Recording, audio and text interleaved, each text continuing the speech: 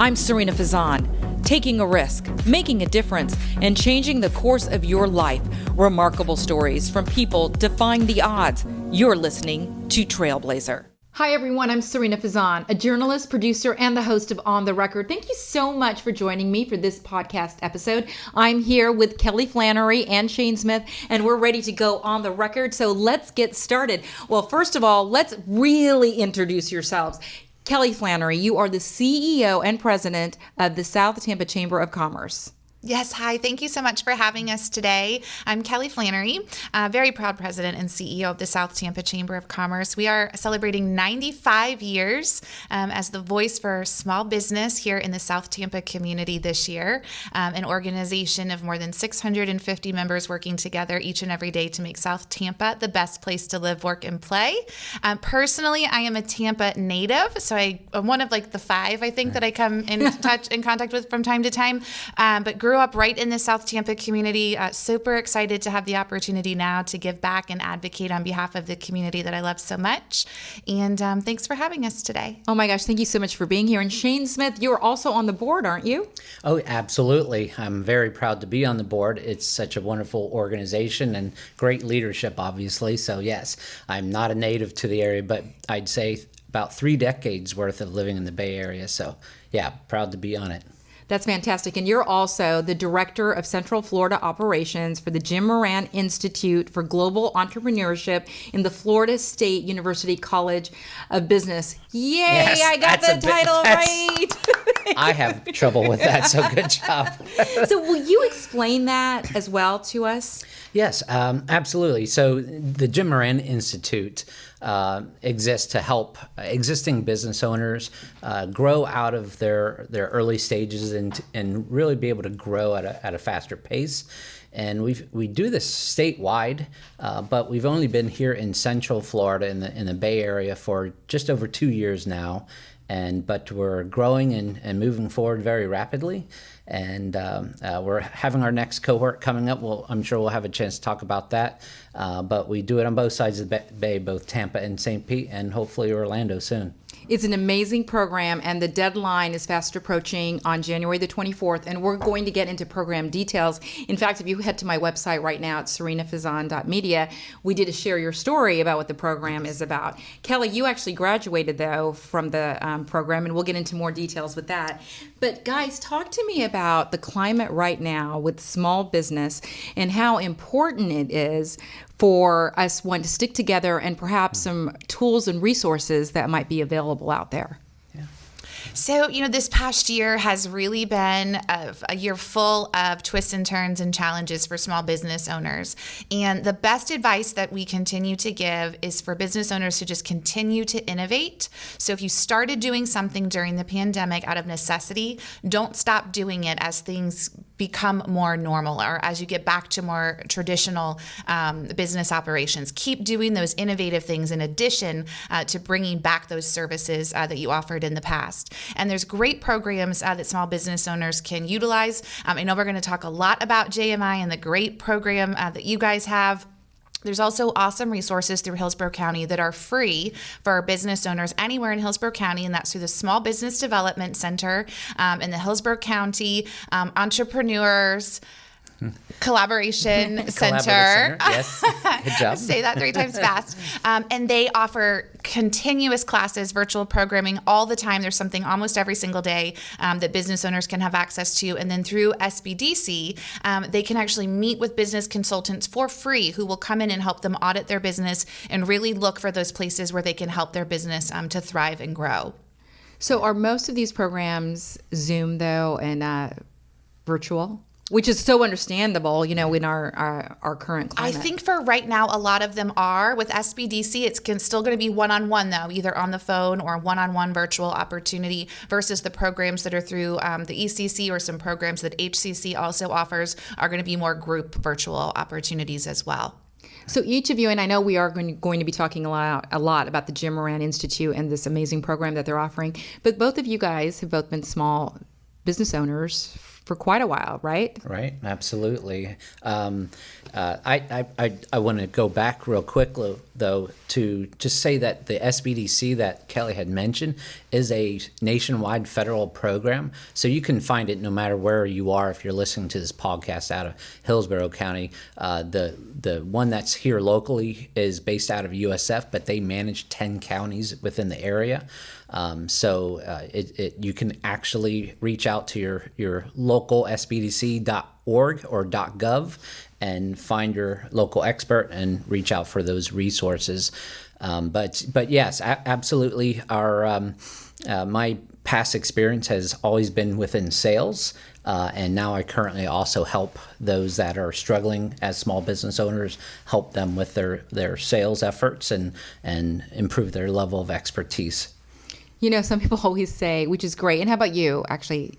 Well, Kelly? my background what's is your actually, background? it's in sales and marketing for the hospitality industry, restaurants, country clubs, and hotels. But I grew up with parents who were small business owners. My mom was a personal stylist for more than 35 years, and my stepfather has had his plumbing company for nearly 30 years that my sister's in the process of taking over. So I'm going to be sending her actually to apply for JMI. I think it'll be a great opportunity for her and her business partner. So I grew up in a household with parents who were small business owners, and I grew up working in their businesses and seeing it, how a business is started from the ground up. I've been at the Chamber, I'll celebrate 8 years this year as CEO, and so while it is a 501c6, we're not owned by anyone. It's investment from our members that keep us afloat, but I very much run the Chamber like a small business, as if it was my own. So we have a small but mighty staff of 4, and then a huge army of volunteers and members that support us throughout the year. But I always tell my staff, let's think of this as if we did own the Chamber, from an entrepreneurial mindset. How can we continue to grow and help the business flourish?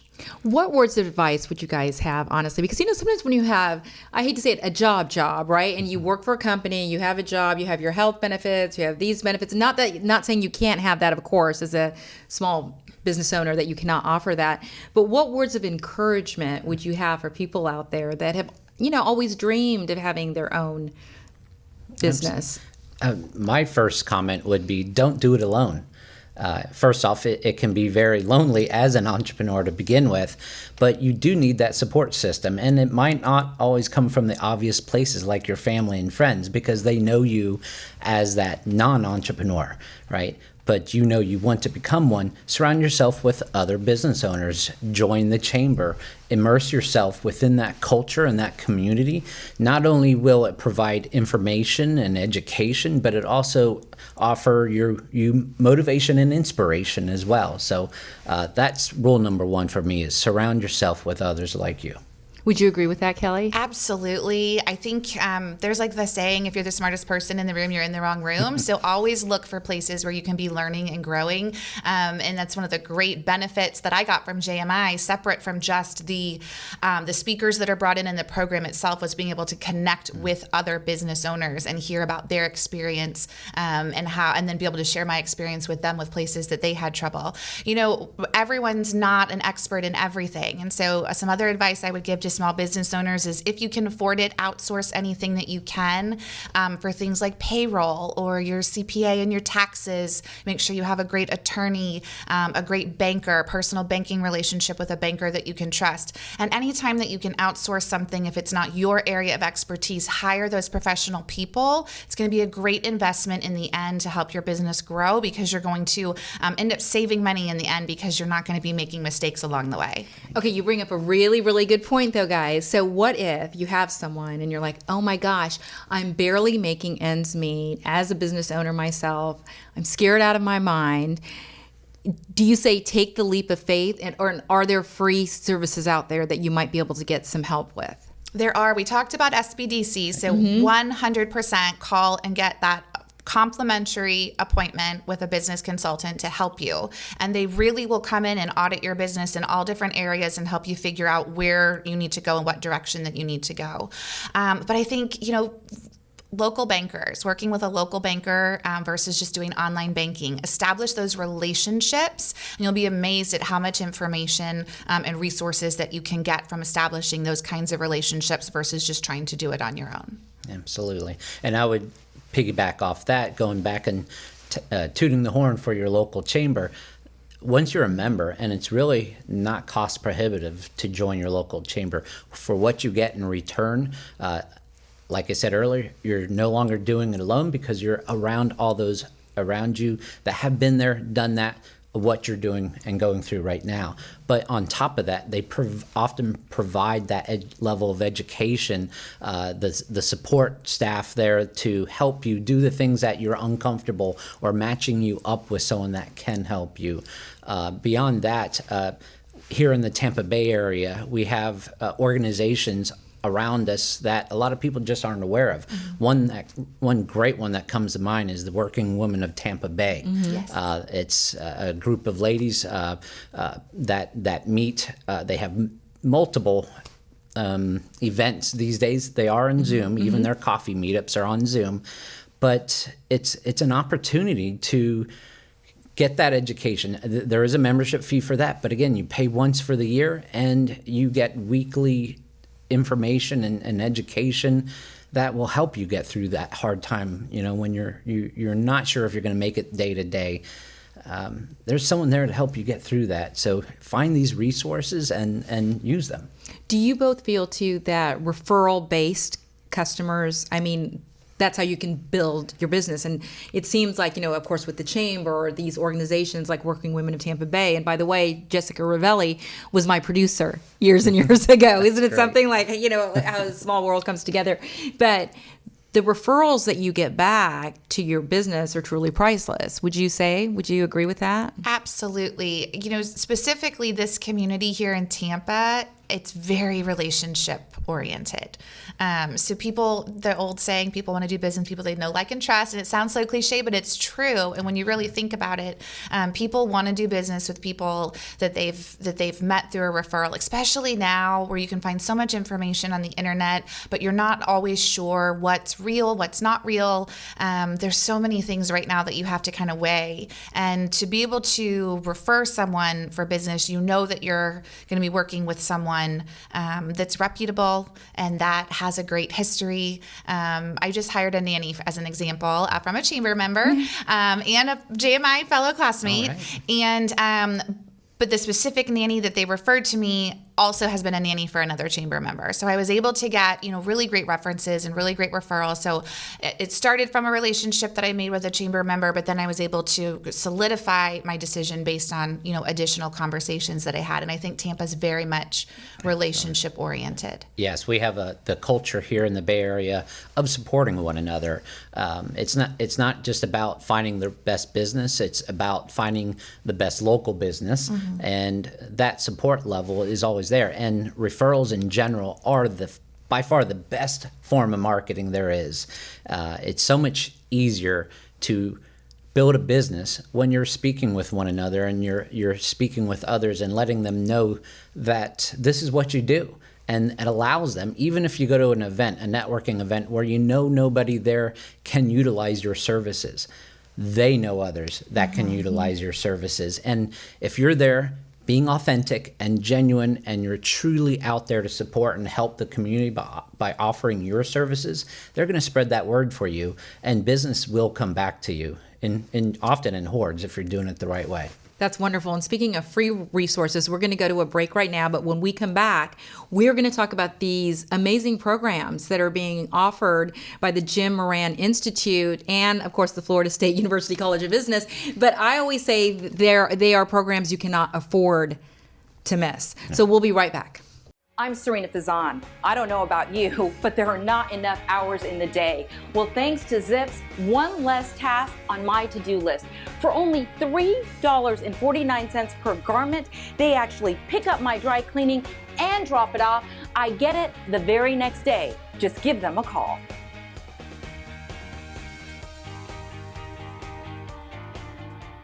Hi, everyone. Thank you so much for joining us and welcome back. I'm here with Kelly Flannery and Shane Smith, and we're talking about an amazing free program, two programs actually offered by the Jim Moran Institute, partnering with the Florida State University College of Business. So Shane, you are the Director of Central Florida Operations for this program. First of all, tell us about Jim Moran. Who is Jim Moran? Sadly, he has passed away. Yes, a smile comes on my face when I get the opportunity to talk about him. I never had the opportunity to meet him, but to know his story and to understand who he was really brings pride for me to be part of this organization. As a young boy, he was a very hard worker already, but also very entrepreneurial. The story goes is that as a 8 or 9-year-old boy, he was buying the sodas from the local store and taking his little red wagon and bringing them out to the ball field and selling them on his own so he could make a profit off of it. Good for him. Right? But from there, he remained entrepreneurial. He started off in the automotive industry. Eventually, he had moved down to South Florida for other reasons, but then he got back into the automotive industry, and we all know him very well, if not by name, but by Southeast Toyota, which is a very large organization, as well as some of the other organizations he started. And in his years, he really wanted to start giving back. And he created a family foundation, the Jim Moran Foundation, of which he has focused on child and family services and given back to organizations, especially down there in Southeast Florida. But he also wanted to make sure he gave back to entrepreneurs, being one himself. And he had noticed that a lot of business owners, after they do all this work, they learn as much as they can to start their business, and they know the ABCs of what needs to be done to incorporate, to get their first client or customer in the door, to get their first business loan, and all these things to get started. But then what often happens is that business owner tends to get not stuck or in a rut because they're still bringing in business, but they don't grow, or at least they don't grow very quickly from then on in. And the reason being oftentimes is that the business owner is also the business employee. And when you're the employee of your own business, it's very difficult to scale up and grow to the dream that you had originally envisioned. So what we do at the Jim Moran Institute is to help those businesses see a bigger scale, learn new systems that helps them grow. And as the cliche goes, we help business work on their business and help them get out of working in their business. That was so well said. And Kelly, you actually took part in this program. Was it last year or the inaugural year? Because it's been around, for 2 years now? 2 years now. 2 years. Yep. So I was in the second class in the Hillsborough County cohort, and it was just a really great experience. The speakers and the caliber of speakers that they bring in to share business advice, and as Shane said, helping you put those systems in place to really make sure that you can streamline your business so that you're doing things efficiently and effectively, I thought was amazing. And then also the relationships that you make with other classmates. And the classes are not just sit and listen. They're very interactive. So you're having a lot of discussion, a lot of collaboration that's happening within the class as well. Yes, if I could there, I remember as a PhD and university professor for the past 15 years, I remember quite well and quite vividly what it's like to sit in that classroom, right? As a college student, it's not very fun. I remembered that quite quickly. And that's not what these business owners want. They don't want to come into a very static environment. They want to come in where the students themselves are a source of knowledge. And our students, like Kelly and all our business owners, as well as our nonprofit leaders, are already doing it. And they've learned so much on their own that it's critical that we allow them to share that knowledge with one another. So we may bring in an expert on entrepreneurship in a specific field, but that expert is not the only knowledgeable person in that room. So once the expert comes in and they're all entrepreneurs themselves, we let them leave, and then the real discussion happens after that instructor leaves, and we discuss it amongst ourselves. So who can sign up for the programs? I know it's like, if you could get into that, 25 entrepreneurs, 25 nonprofit leaders, if you can expand on that. Yes. So first we have two programs. The obvious one is the Small Business Executive Program. That's the one aimed at business owners.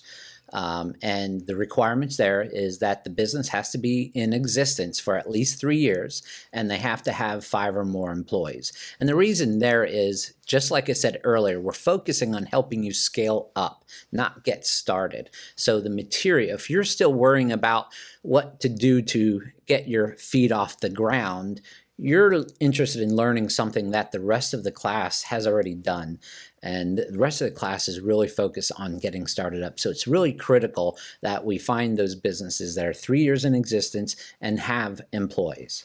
And then for the nonprofit leaders, what does that program look like? Very similar, or? It is very similar. So it's labeled as the Nonprofit Executive Program, NPEP, and that's for our local nonprofit leaders. They can be executive directors, et cetera, and they too have to have 3 years in existence.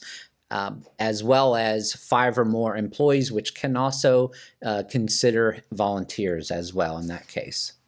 So, Kelly, since you took part in this program, and I know you were talking about how much you learned from it, to me it sounds like a no-brainer.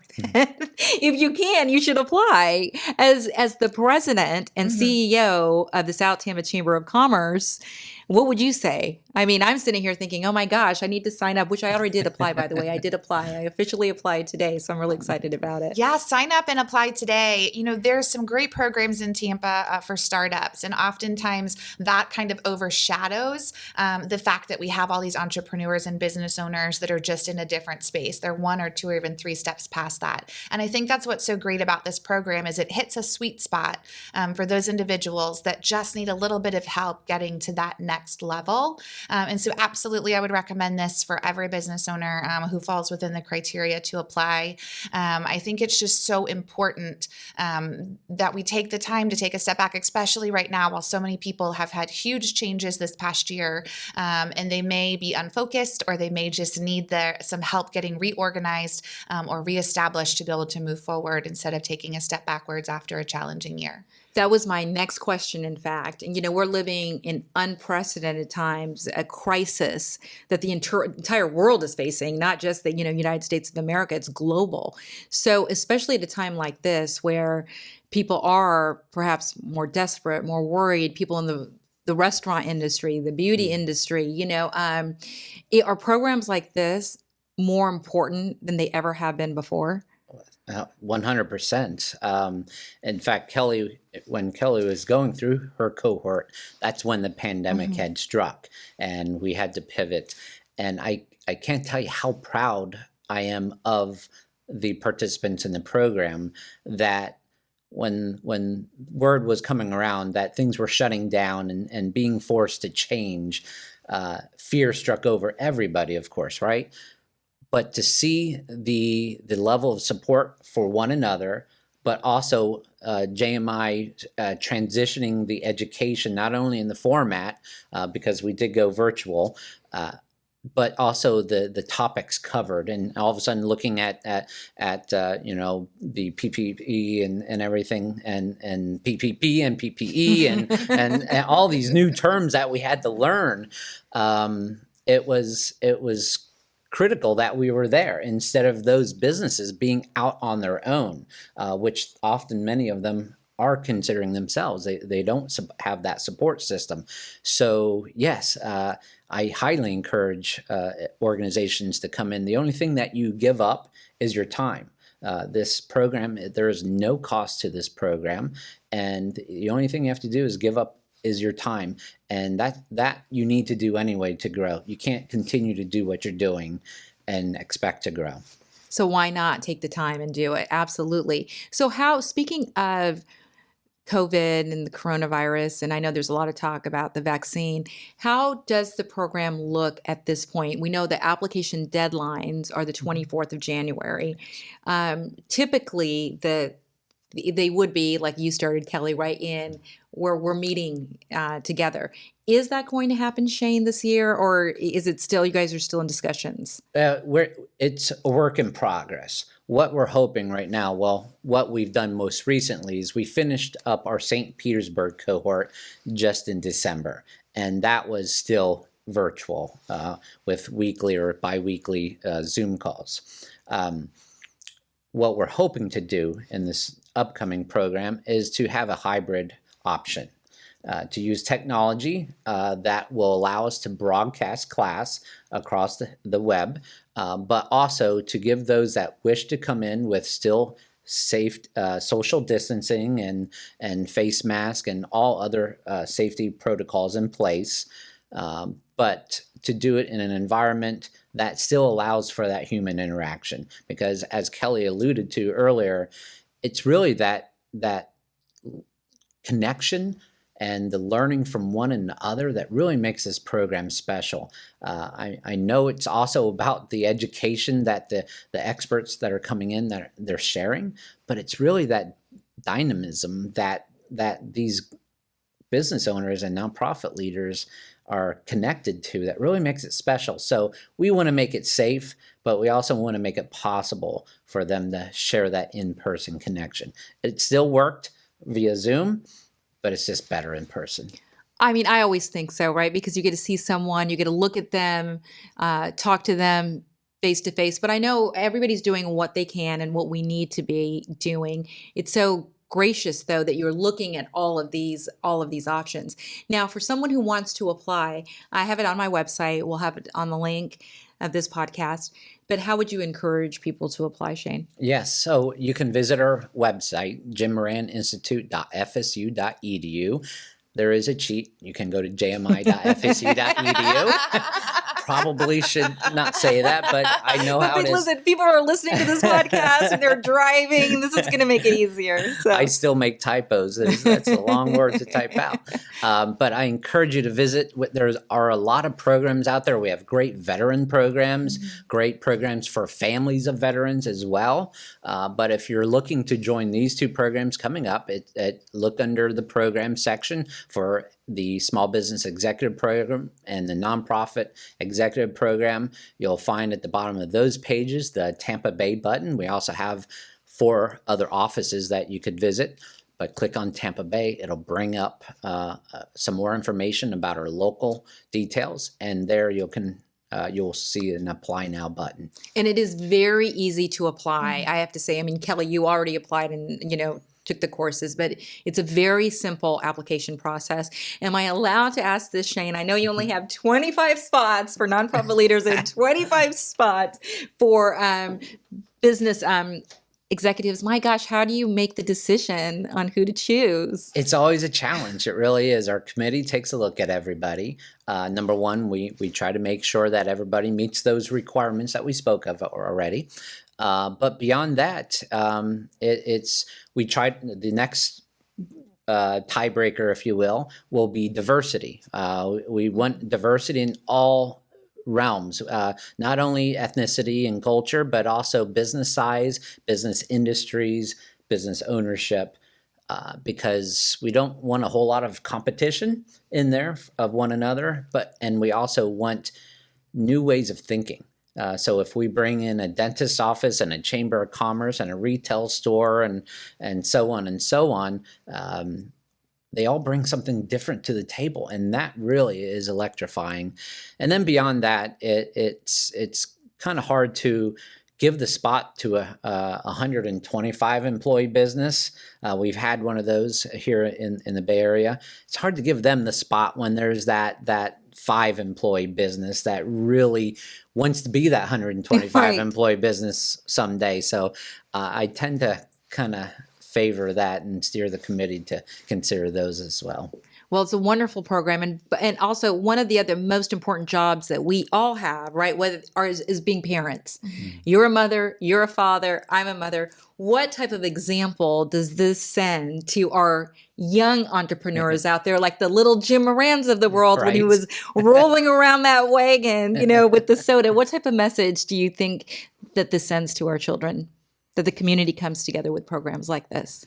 I think it shows them that there's opportunity for everyone. And because it's a free program, there's no obstacles standing in the way other than taking the time to fill out the application and then taking the time to show up at the classes and have an open mind to learn. And so, anytime that there's opportunity that is truly open to all, I think that's a great thing. And I think it's a great example to set for our next generation. Absolutely. And to that point, what we're trying to send to our youth is that you don't ever end, you never stop learning. Mm-hmm. Yes. And to have business owners and nonprofit leaders go back to school should only inspire their kids to do the same.